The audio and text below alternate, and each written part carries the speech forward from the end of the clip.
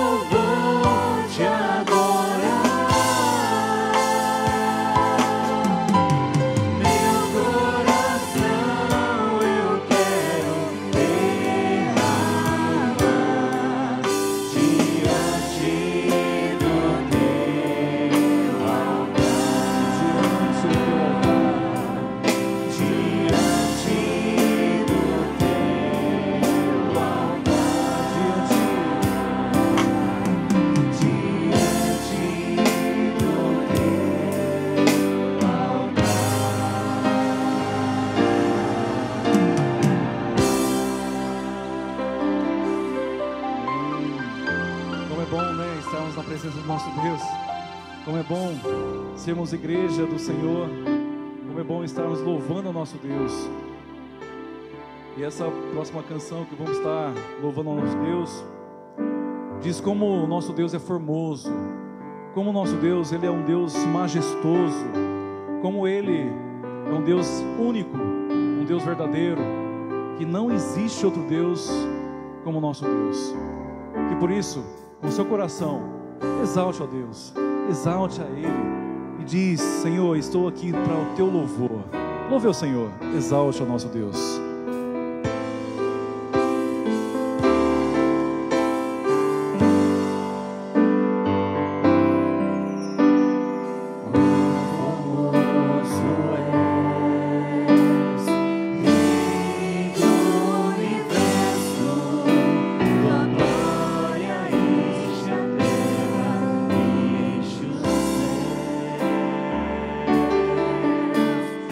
Glória enche a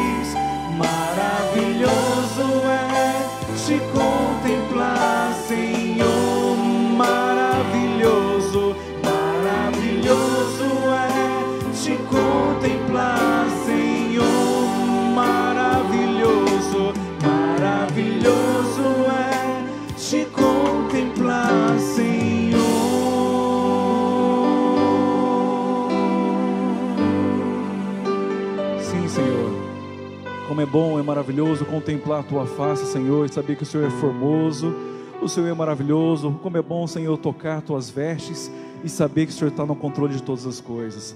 Pai, obrigado, Senhor, por estarmos na Tua presença nessa noite.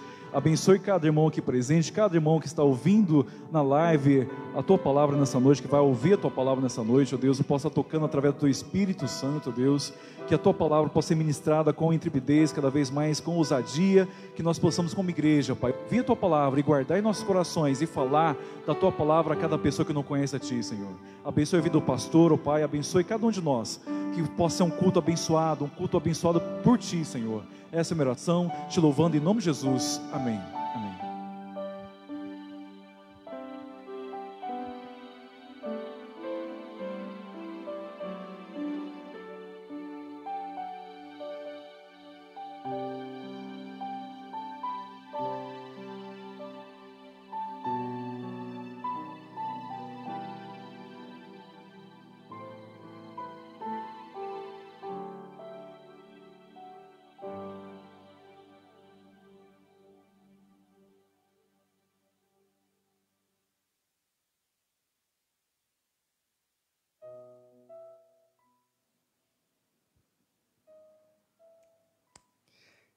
Graça e paz. Amém, queridos?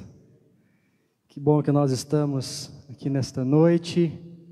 Eu quero louvar a Deus pela sua vida, pela sua família, você que está conosco aqui nesse templo e aqueles que pelas redes sociais também estão adorando a Deus juntamente conosco.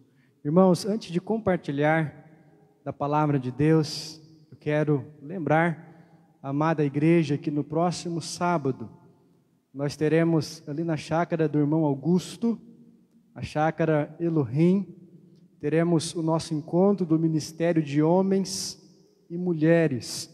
E nós estamos, com a graça de Deus, nos preparando e organizando para que este evento seja uma bênção na vida da igreja, de todos aqueles que estarão conosco durante este dia. Se você ainda não deu o seu nome, ainda não confirmou a sua presença neste encontro, nós pedimos que você, no final deste culto, possa procurar a secretaria de nossa igreja e assim garantir e registrar a sua inscrição naquilo que eu tenho certeza será uma grande bênção e um tempo de edificação e também de comunhão na vida de nossa igreja. Sábado, dia 11 de dezembro, às 4 da tarde, nós vamos estar ali juntos para que possamos então marcar o encerramento das atividades dos 2 ministérios, tanto de homens como também de mulheres. Será um momento também de confraternização e nós estamos orando e queremos fazer um apelo para que todos aqueles que puderem, que você esteja conosco, e que você possa ainda hoje não deixar de fazer a sua inscrição ali na secretaria de nossa igreja. Amém, queridos?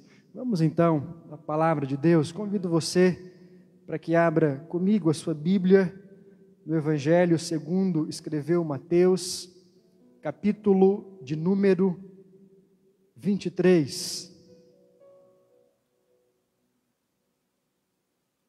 Mateus, capítulo de número 23.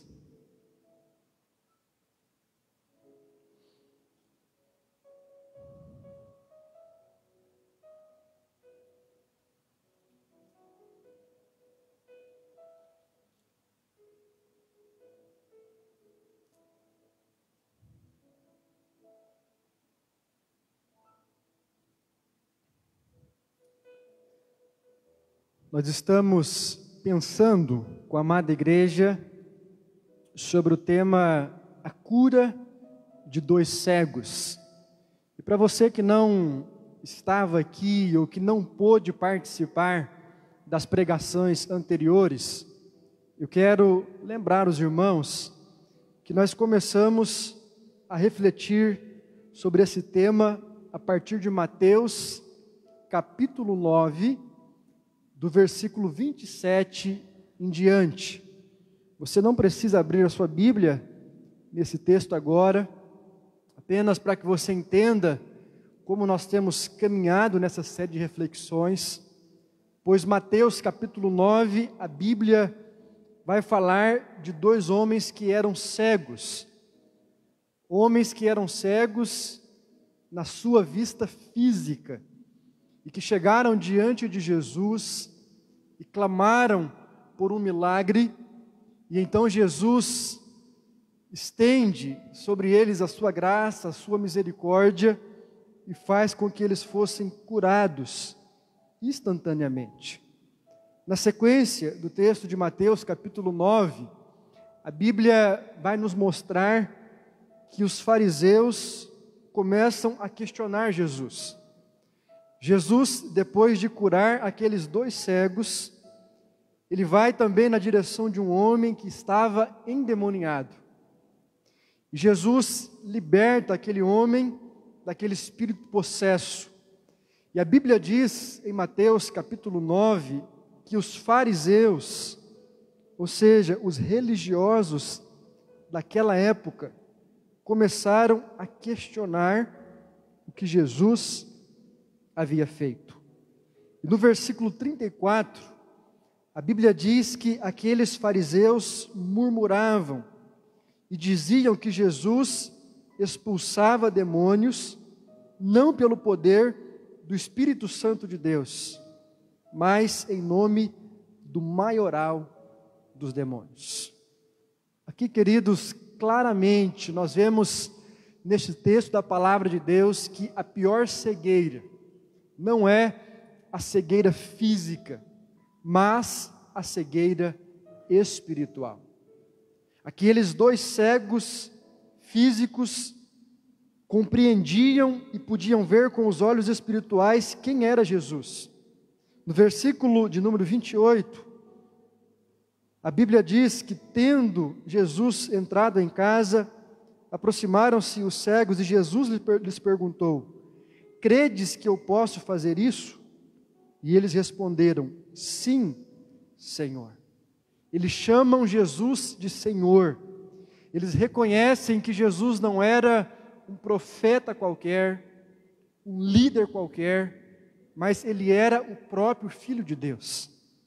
A prova disso, queridos, está no versículo 27, quando a Bíblia diz que aqueles homens clamavam a Jesus dizendo: tem compaixão de nós, filho de Davi.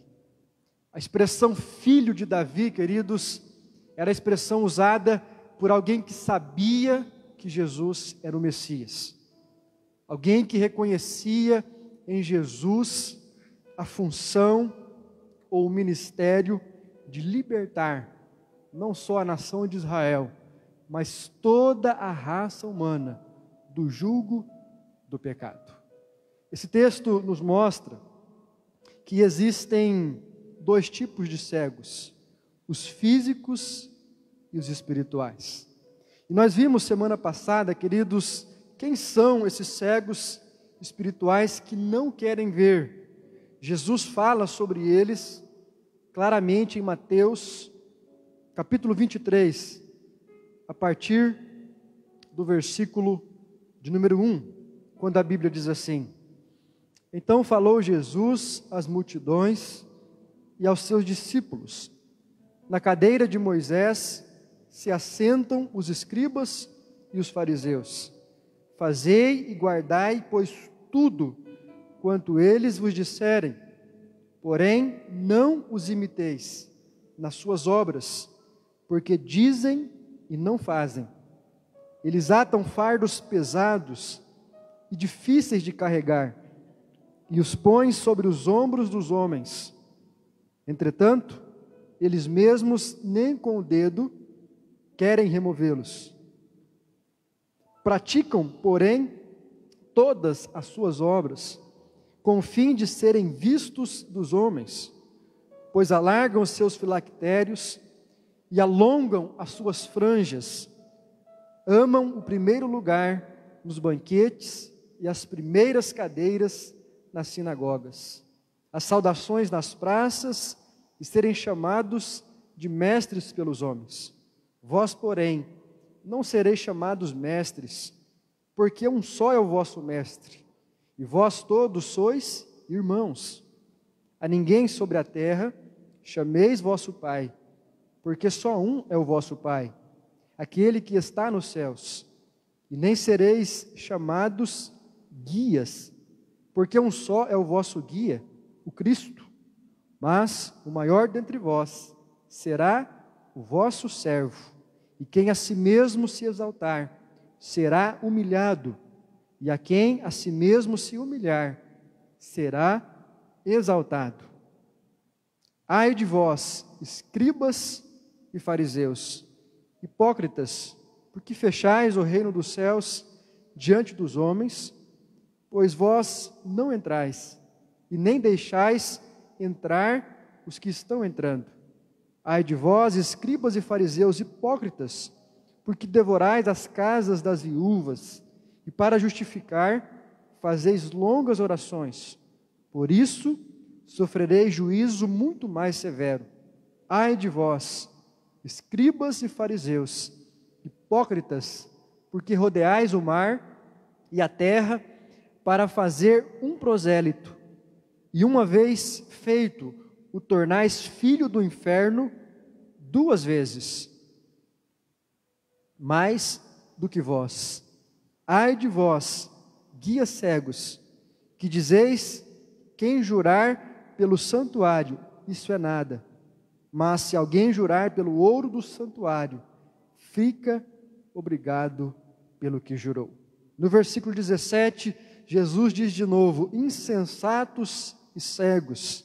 No versículo 19, queridos, mais uma vez, Jesus os chama de cegos. Versículo 24, Jesus de novo usa a mesma expressão.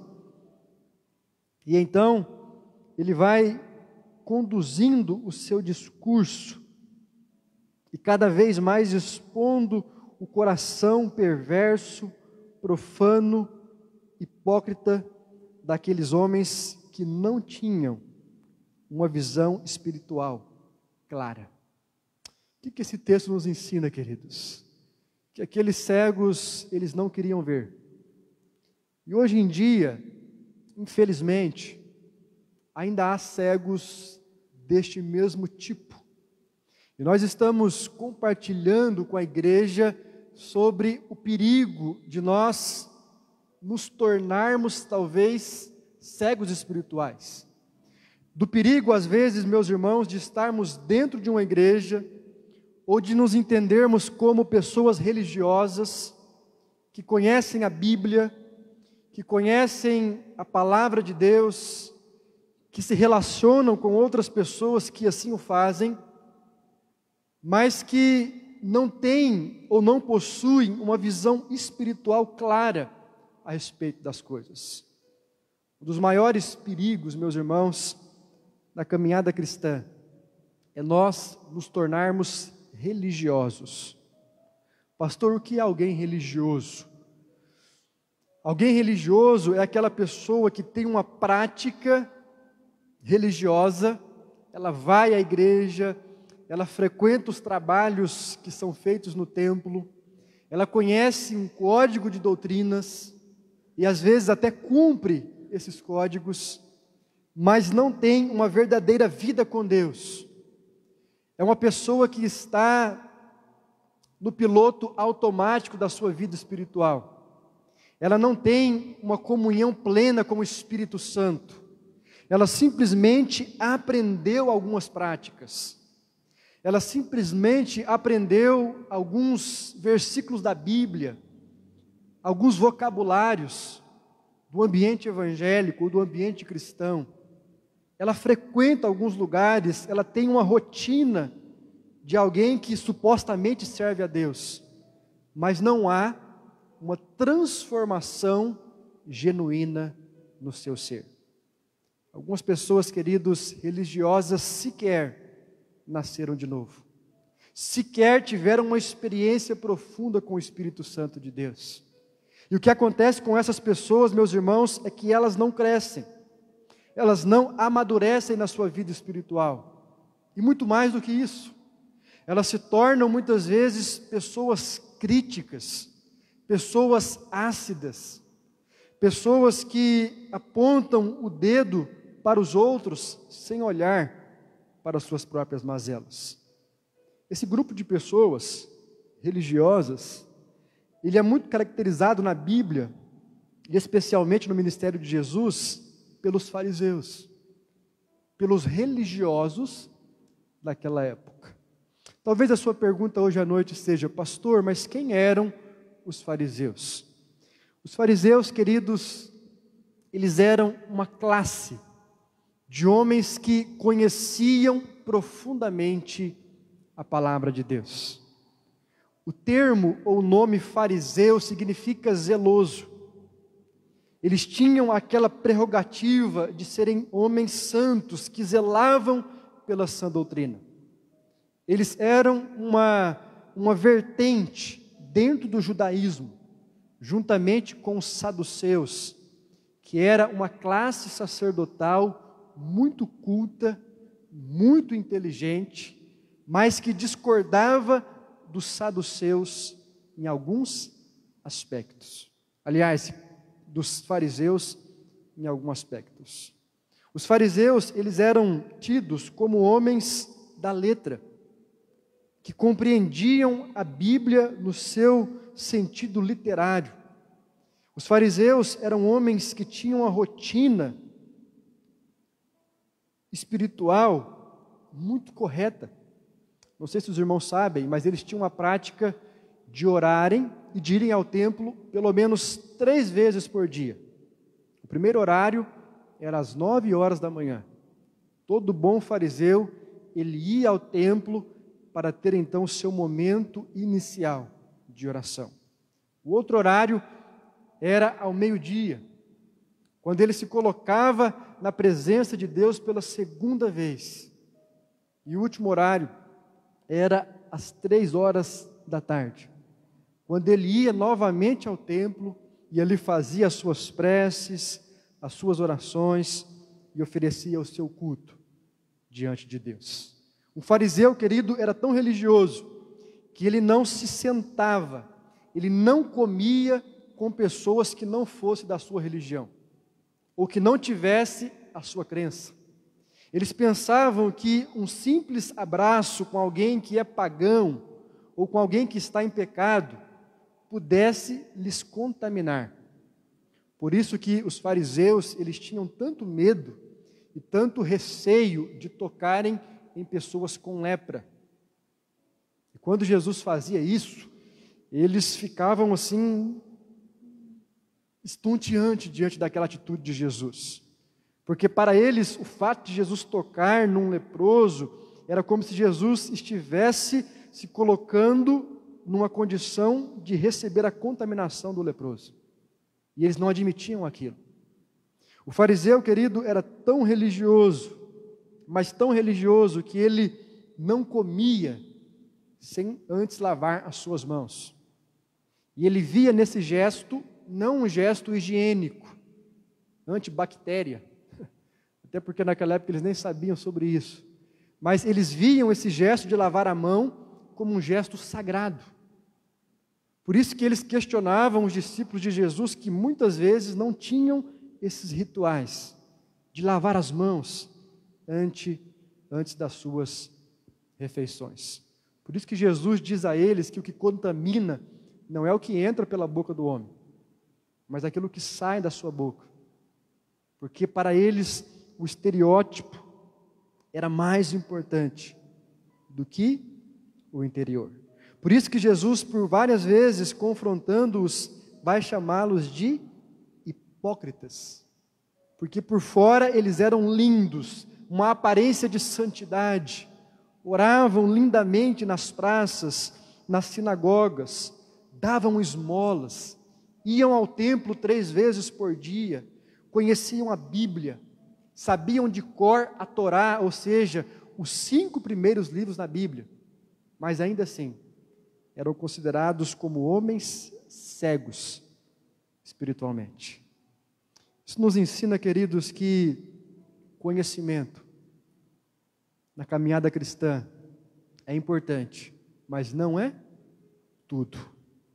É importante termos conhecimento da palavra de Deus, mas é preciso olhar para a Bíblia Sagrada e aplicarmos esse conhecimento de maneira prática e que gere vida a nós e àqueles que também convivem conosco.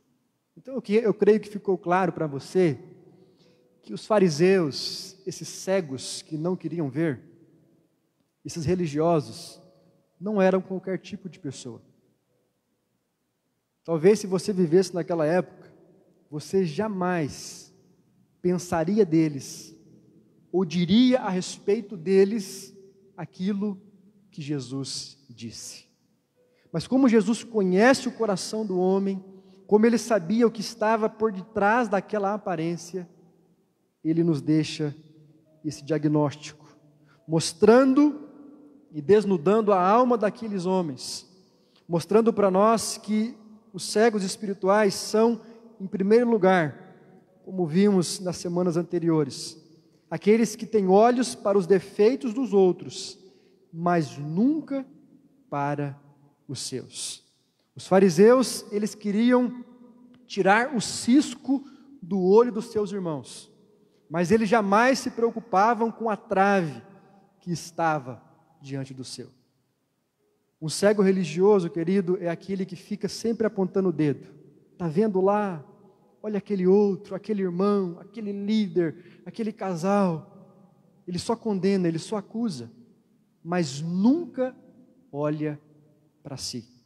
É aquela pessoa que sempre tem uma língua afiada para criticar os outros, mas não olha para dentro do seu coração a ponto de identificar as suas próprias mazelas. O cego religioso é aquele que consegue ver bem o defeito na vida do seu irmão, mas não consegue ver o defeito na sua própria vida. Vimos também que os cegos espirituais são aqueles que valorizam mais a reputação do que o seu caráter. É aquela pessoa, queridos, que quer mais aplauso das pessoas, reconhecimento dos homens, do que a aprovação de Deus. É aquele que se preocupa mais com a aparência do que com a sua essência. Os fariseus eram assim. Eles estavam preocupados com o aplauso das pessoas e não com a aprovação de Deus. Em terceiro lugar, esses cegos espirituais são aqueles que valorizam mais o controle que exercem sobre as pessoas do que o serviço que dedicam a ela. Nós vimos isso na quarta-feira passada, quando estes fariseus queriam tanto ser chamados de mestres, de pai, de guias, porque eles estavam mais preocupados com o título que a religião dá, do que com o serviço que eles deveriam prestar ao próximo. O cego religioso é aquele que se ensoberbece diante do título. Título de pastor, título de presbítero, título de diácono, de líder, enfim. Ele almeja mais o cargo, a função, o título, do que a nobreza e a grandeza de servir o próximo.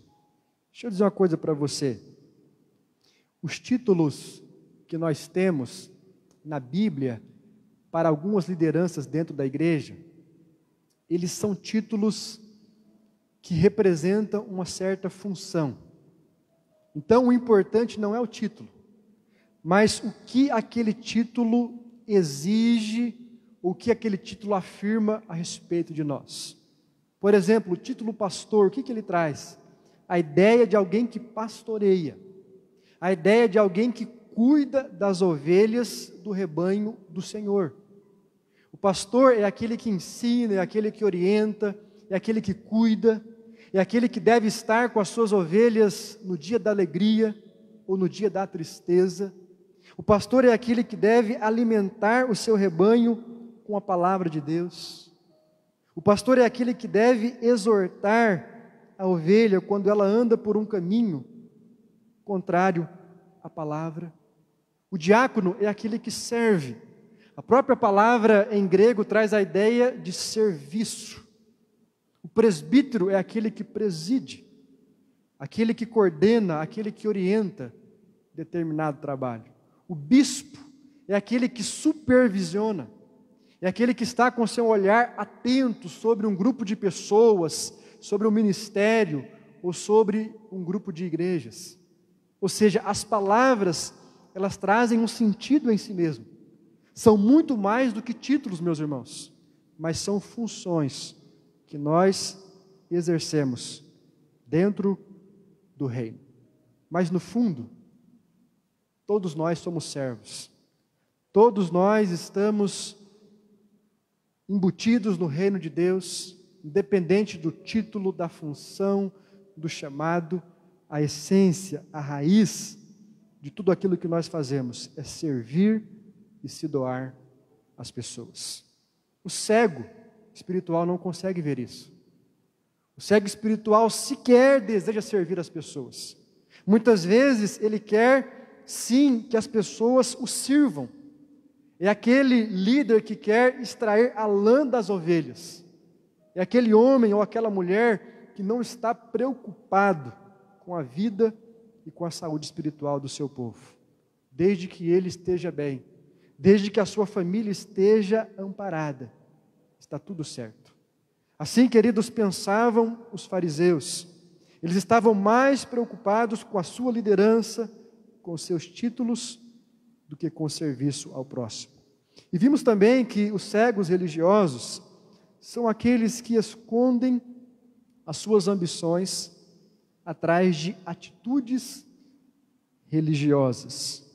Veja comigo o versículo 14, Mateus capítulo 23,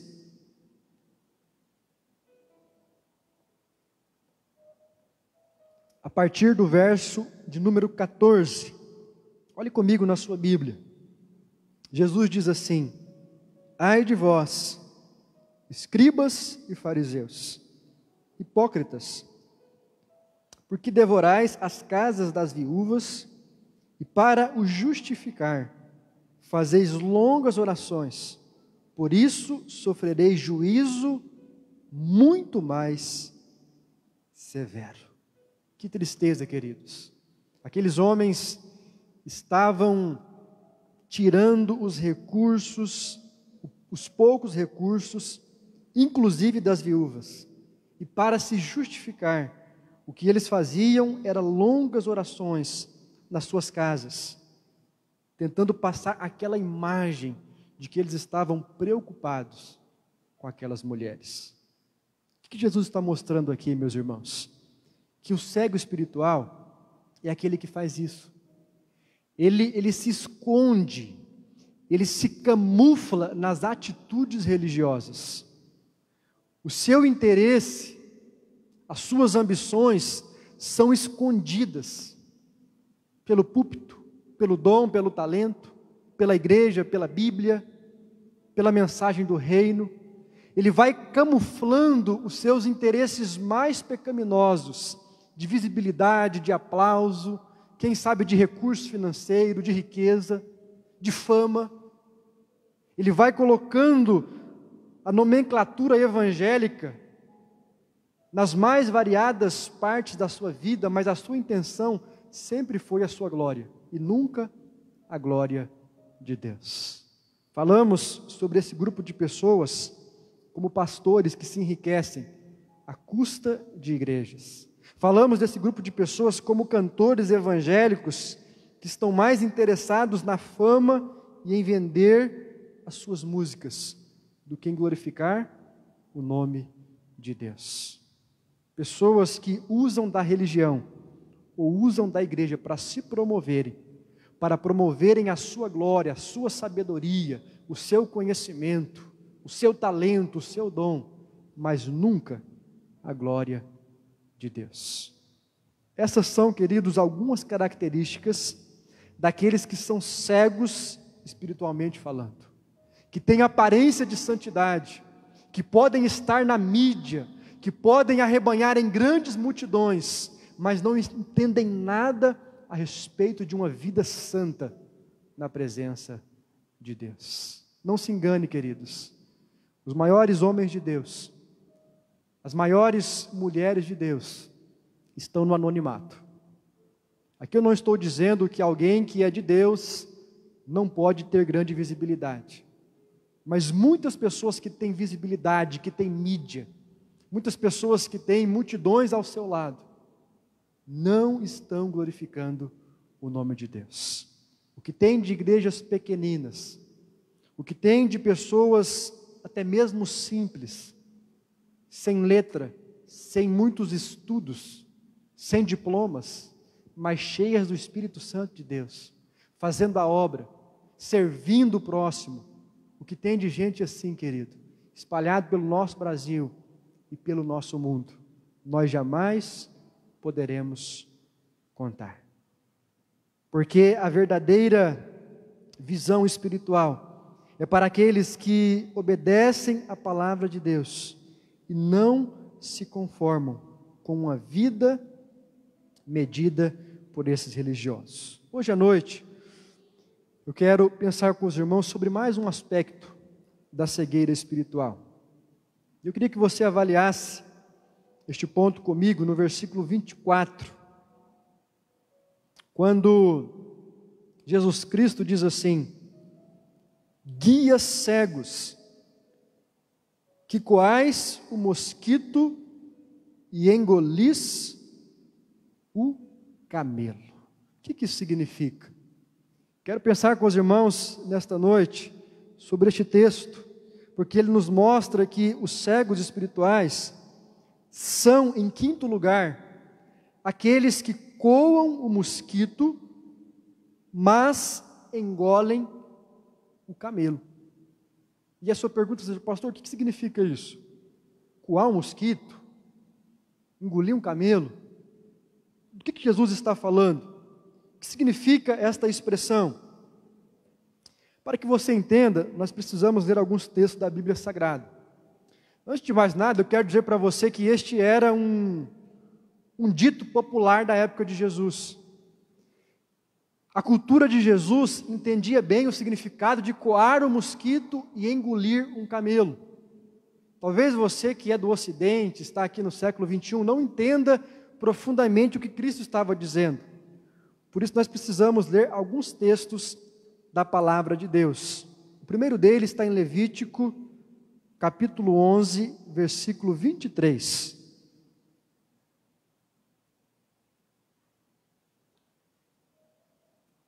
Levítico, capítulo 11, versículo de número 23.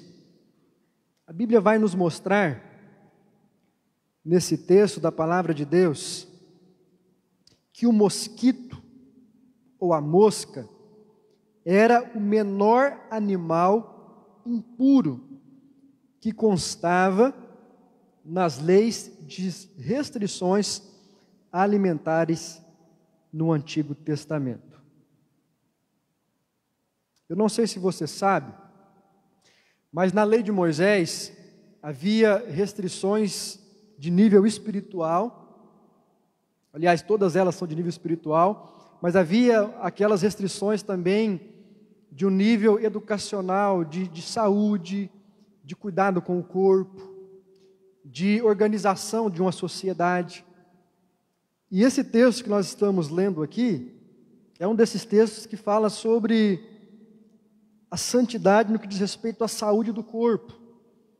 Por isso que no versículo 23, a Bíblia diz assim: mas todos os outros insetos que voam e que têm 4 pés serão para vós outros abominação. Ou seja, o mosquito, que é um desses animais, ele era o menor animal que era considerado impuro.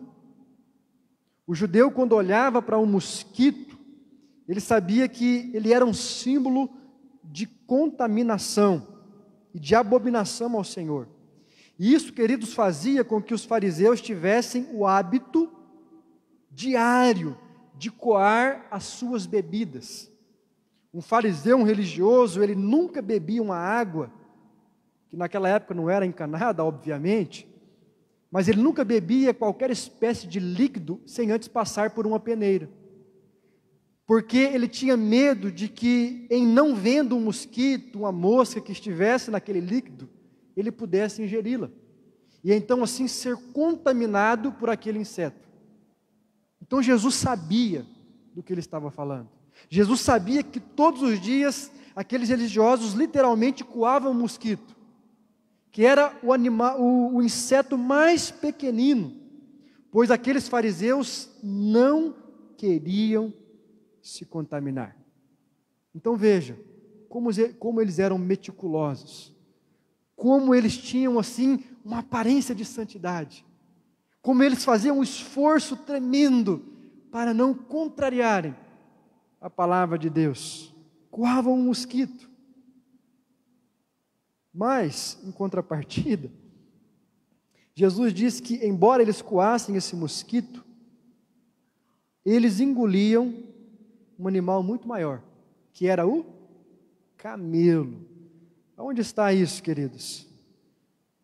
Nós vemos na Bíblia Sagrada, né, que de todos os animais, se você for lendo aí na sequência, versículo 24, versículo de número 25, e no versículo de número 26, olha o que a Bíblia diz: todo animal que tem as unhas fendidas, mas o caso não dividido em dois e não rumina, vos será por imundo. Qualquer que tocar neles será imundo. E aí o texto vai falando sobre vários outros animais, mas aqui entra, né, dentro dessa narrativa bíblica, e aí se você tem interesse, vá lendo, depois você pode fazer isso em casa, todos os outros animais que estão presentes nesse texto da Bíblia Sagrada. O próprio versículo 27 fala do quadrúpede que anda na planta dos pés, vos será também imundo. Qualquer que tocar o seu cadáver será imundo até a tarde, e o que levar o seu cadáver levará as suas vestes e será imundo até a tarde, e ele vos serão por imundos, e assim por diante. Versículo 29, e estes vos serão imundos entre o enxame de criaturas que povoam a terra, a doninha, o rato, o lagarto, segundo a sua espécie. Versículo 30, o geco, o crocodilo da terra, a lagartixa. Você sabia disso? Até a lagartixa, meus irmãos. O lagarto da areia ou do deserto e o camaleão. Estes vos serão por imundos entre todo o enxame de criaturas. Qualquer que os tocar, estando eles mortos, será imundo até a tarde. O texto é longo, eu quero me deter apenas nesses versículos para dizer para você que havia uma grande lista de animais imundos. E qual era o maior deles? Exatamente o camelo. Um quadrúpede de 4 pés que não rumina. O menor inseto, o mosquito. O maior animal imundo, o camelo. Então Jesus está usando esta figura de linguagem para dizer para os fariseus: olha, vocês se preocupam com aqueles mandamentos meticulosos. Vocês ficam dando o dízimo do endo, da hortelã e do comio, que eram as menores ervas.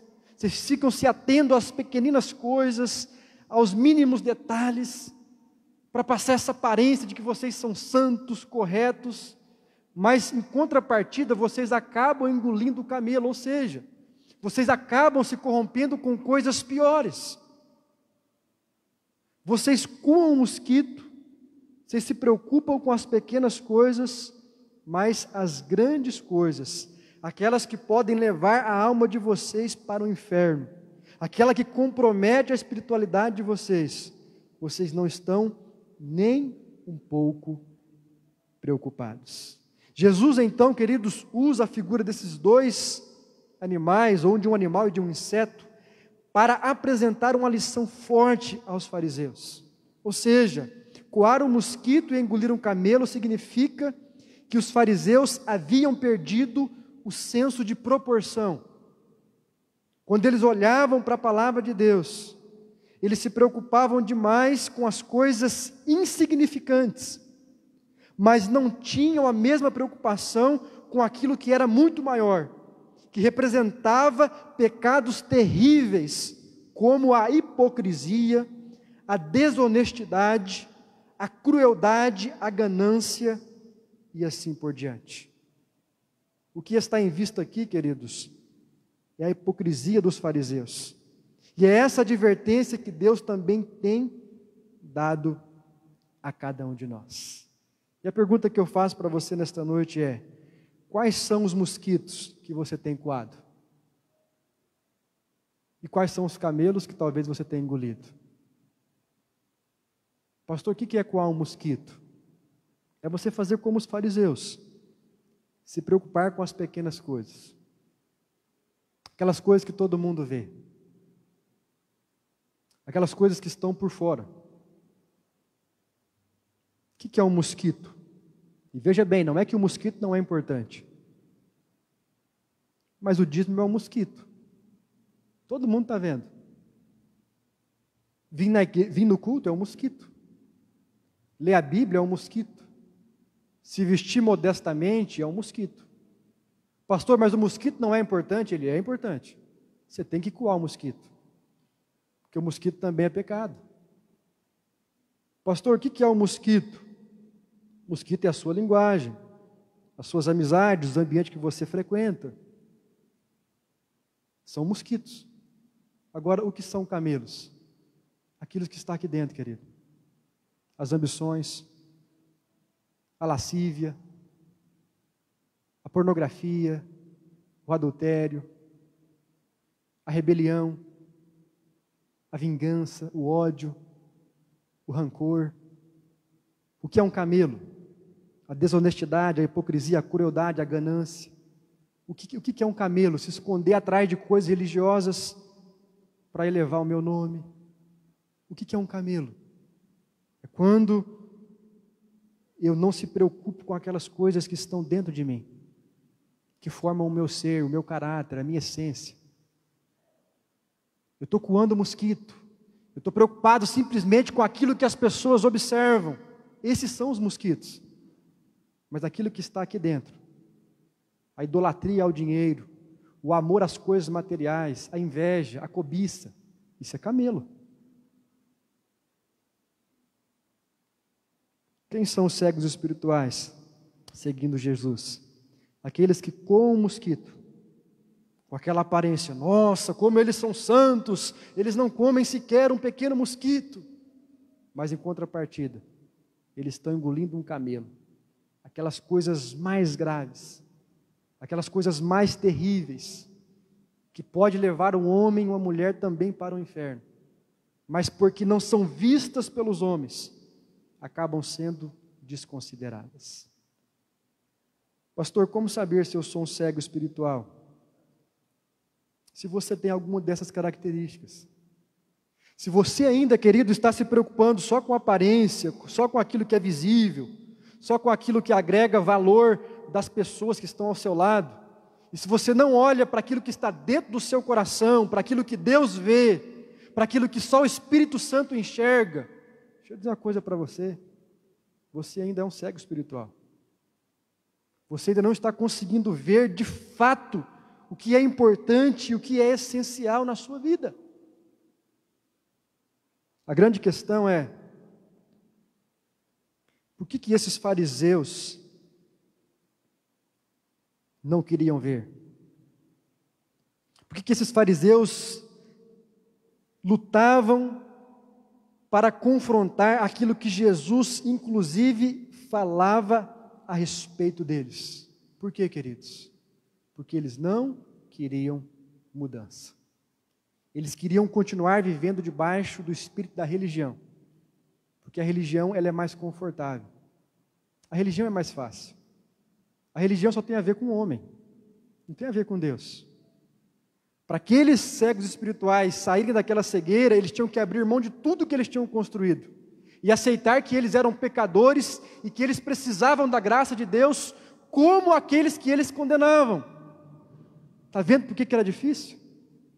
Para eles caírem as escamas dos seus olhos, eles teriam que dizer, olha, nós somos pecadores também. Nós assumimos a nossa culpa. Até aqui nós estamos vivendo debaixo da hipocrisia e da ilusão.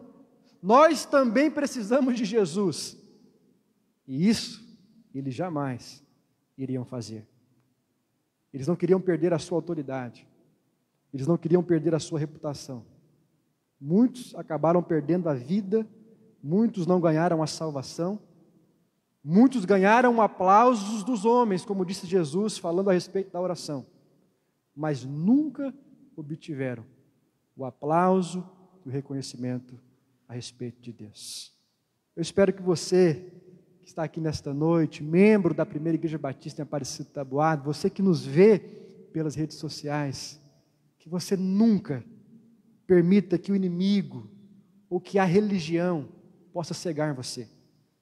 Que você possa estar dentro de uma igreja, vivendo a sua religião, a sua espiritualidade, mas com seus olhos abertos, com sinceridade, com verdade, fazendo com que realmente o Espírito Santo de Deus possa operar não apenas através de você, mas sobretudo em você, na sua vida, te limpando, te restaurando, te transformando, para que você seja um instrumento nas mãos de Deus, para libertar outras pessoas que estão vivendo debaixo da cegueira também.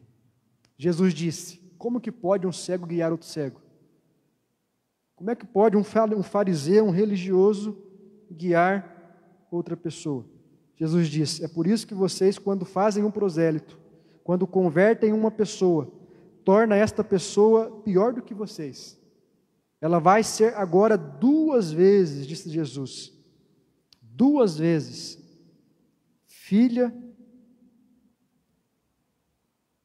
do inferno. Ela vai ser 2 vezes condenada. Algumas pessoas talvez não entendem a força desta palavra. Algumas pessoas não compreendem o que Jesus está dizendo aqui no versículo 15, quando ele diz: ai de vós, escribas e fariseus hipócritas, porque rodeais o mar e a terra para fazer um prosélito, é um convertido, e uma vez feito, o tornais filho do inferno 2 vezes, mais do que vós. Se você não entendeu, deixa-me te explicar. O que Jesus está dizendo é que um religioso, ele é filho do inferno 2 vezes. Por quê? Porque aqueles que estão nas trevas, muitos deles sabem que estão perdidos. Eles estão perdidos uma vez só, porque eles têm a consciência dessa perdição. E por isso têm a oportunidade de entrarem ou de virem para a presença de Deus. Mas o religioso não. Porque o religioso, ele está nas trevas, ele está cego, ele está errado, mas ele acha que está certo. Como é que você vai converter um religioso? Por isso que Jesus diz: quando vocês fazem um prosélito, vocês os tornam filho do inferno 2 vezes. Porque eles estão no erro, eles estão no pecado, eles estão na cegueira e acham que estão bem. Eles não conseguem enxergarem as suas próprias mazelas. Por isso, queridos, que a cegueira espiritual é a pior. O maior empecilho à conversão de uma pessoa não é o ateísmo. O maior empecilho à conversão de uma pessoa não é a promiscuidade. O maior empecilho de conversão a uma pessoa não é a falta de fé, mas o maior empecilho de conversão é a religiosidade. A religiosidade, querido, ela impede a pessoa de entender o Evangelho, de reconhecer o seu pecado e aceitar Jesus como o único e suficiente Salvador da sua vida. Semana que vem, meus irmãos, nós vamos continuar meditando nesse texto da Palavra de Deus. Hoje à noite, eu quero encerrar por aqui, mas dando a você e a mim a oportunidade de refletirmos nesta noite. Como estão os nossos olhos espirituais? Será que nós estamos vendo nitidamente as coisas de Deus, os seus mandamentos, o nosso próximo e, mais importante de tudo, será que nós estamos enxergando a nós mesmos?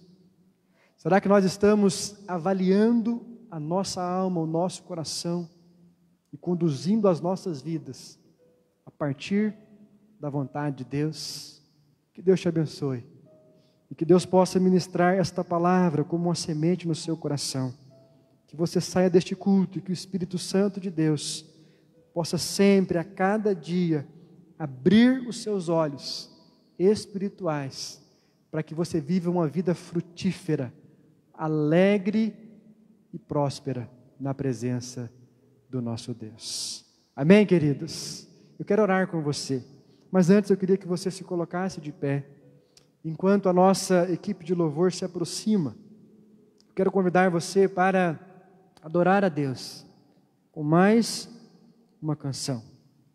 E se você sentir no seu coração o desejo de fechar os teus olhos, e aí mesmo onde você está, fale com Deus, diga para Ele, talvez quais são os obstáculos que hoje te impedem de estar inteiramente no centro da vontade de Deus. Talvez tenha algo na sua vida que você tem dito, amanhã eu faço, depois eu deixo, outra hora eu revejo, mais para frente eu mexo com isso. E Deus está dizendo para você nesta noite, o momento é este, a hora é agora, pois nós não sabemos o dia de amanhã. Não deixe, querido, para amanhã aquilo que você deve fazer hoje. Se Deus tem te dado a oportunidade de estar na sua presença, de fazer alguns votos diante de Deus, de pedir perdão sobre algumas falhas, alguns pecados que você tem cometido, faça isso hoje à noite. Abra o seu coração e peça para que o Espírito Santo de Deus te leve além, ao nível mais profundo, não de religiosidade, mas ao nível mais profundo de intimidade com o seu Senhor. Se você quer orar assim, feche teus olhos, faça desta canção a sua súplica nesta noite, e depois eu quero orar com você.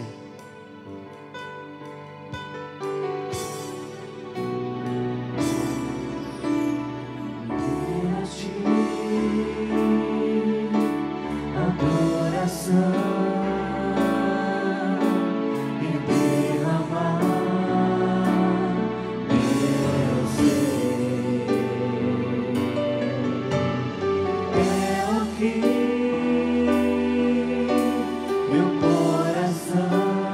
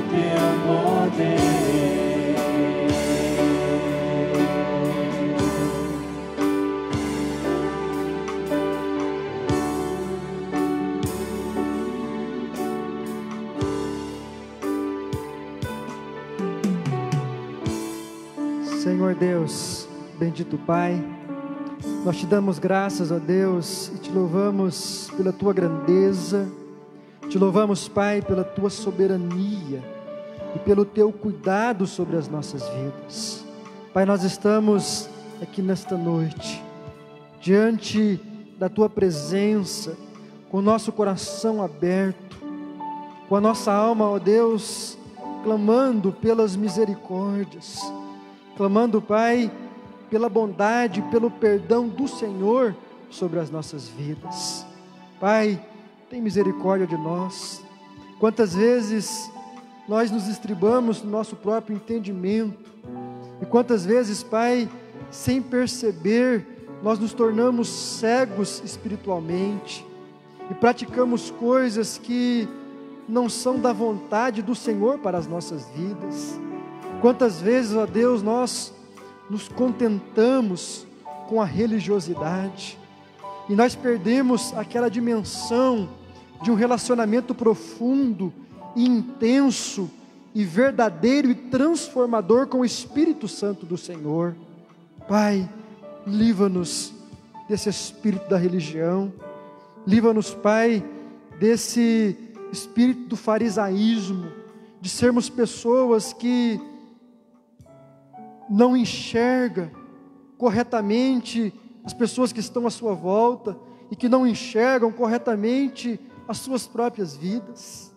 Pai, derrama sobre nós um espírito de sabedoria, abre, ó Deus, os nossos olhos espirituais, para que nós possamos contemplar e compreender a vontade que o Senhor tem para cada um de nós. Abre, Deus, os olhos espirituais da tua igreja, abre, ó Deus, os olhos espirituais daqueles que nos visitam nesta noite, daqueles, Pai, que estagnaram na sua caminhada cristã. Deus, nós queremos crescer, e nós queremos ser levados pelo Senhor a um nível de mais intimidade contigo. Por isso, Deus, quebra toda barreira, Pai, tira toda limitação e todo conhecimento errado e equivocado a respeito da tua palavra. Pai, que ele caia por terra em nome de Jesus, e que nós possamos a cada dia consagrar a nossa vida e a nossa família na presença do Senhor. Pai, abençoa cada vida que aqui está. Obrigado, Deus, pelo privilégio de estarmos juntos nesta noite, cultuando o teu nome, engrandecendo ao Senhor e aprendendo um pouco mais da tua palavra. Deus, fica conosco, leva, Pai, cada vida que está aqui em paz para os seus lares, e dá ao teu povo uma semana de paz, uma semana de vitórias na tua presença. Te louvamos, Deus, pelas bênçãos que o Senhor tem derramado sobre as nossas vidas. Obrigado, Pai, mais uma vez nós te louvamos por aquilo que o Senhor tem feito pelos irmãos e pelas irmãs de nossa igreja. Te louvamos, Pai, pela bênção que foi, ó Deus, a cirurgia na vida da nossa irmã Raquel. Te louvamos, Pai, pela bênção que foi a cirurgia ali na vida da nossa irmã Sandra. Te louvamos, Pai, pela bênção que foi também a cirurgia na vida da irmã Edilene, esposa do José Camilo. Obrigado, Deus, porque o Senhor tem cuidado do seu povo. O Senhor tem sustentado a nossa vida e a nossa casa pelo poder das suas mãos. Recebe, Pai, toda a nossa gratidão e o nosso louvor por tudo que o Senhor tem feito e ainda há de fazer, em nome do teu Filho Jesus Cristo. Amém e amém. Amém, queridos. Que Deus abençoe os irmãos. Os irmãos podem se assentar neste momento. Nós queremos louvar a Deus pela sua vida, pela sua família, pelo privilégio de estarmos juntos nesta noite. E assim, queridos, com oração silenciosa, nós estaremos encerrando este culto. Que você possa, mais uma vez, abaixar a sua cabeça, fechar os teus olhos e assim, através de uma oração silenciosa, nós estaremos concluindo o culto desta noite. Que Deus te abençoe, que você fique na paz, em nome do nosso Senhor Jesus.